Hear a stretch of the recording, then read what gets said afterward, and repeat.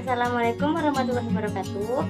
Perkenalkan, nama saya Jazina Ramadini. Di sini saya akan menjelaskan tentang anatomi fisiologi sistem reproduksi wanita bagian internal dan eksternal, dan saya akan menjelaskan tentang anatomi fisiologi bagian panggul.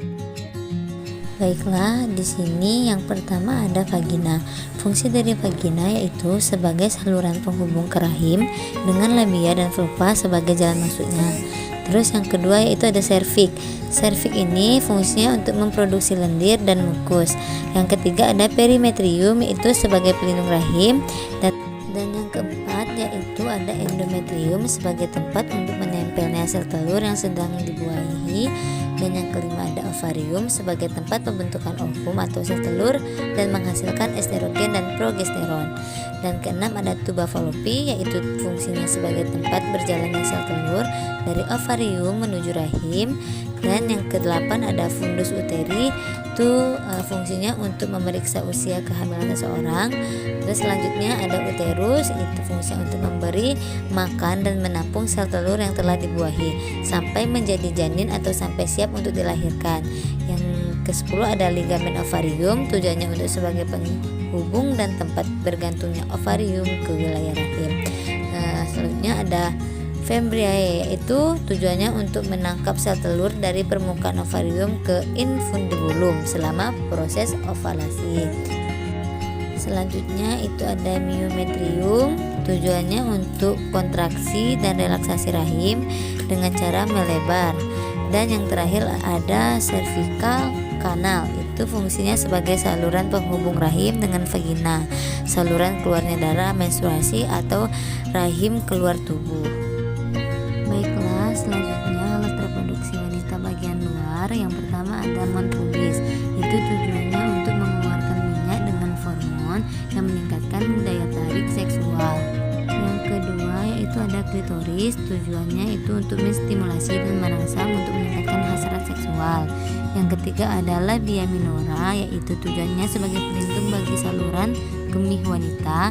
Dan yang keempat ada himen, atau sering kita bilang dengan selaput darah, itu tujuannya untuk menyaring kotoran agar tidak langsung masuk ke dalam vagina. Selanjutnya yaitu labia mayora, yaitu tujuannya untuk melindungi organ-organ internal dari sistem reproduksi wanita dengan mencegah vagina terbuka dari pembukaan di luar aktivitas seksual. Terus selanjutnya yaitu ada anus. Anus tujuannya sebagai lubang keluarnya sisa-sisa hasil pencernaan, yaitu bisa kita kan sebagai feses. Selanjutnya yang akhir, di antara lubang vagina dan lubang anus itu terdapat satu lubang juga yang dinamakan dengan perineum. Fungsi dari perineum ini yaitu untuk pelindung suatu otot perineum yang tujuannya untuk menahan organ panggul di tempatnya. Selanjutnya yaitu anatomi fisiologi pada panggul wanita. Yang pertama yaitu ada pubic arch atau lengkungan kemaluan.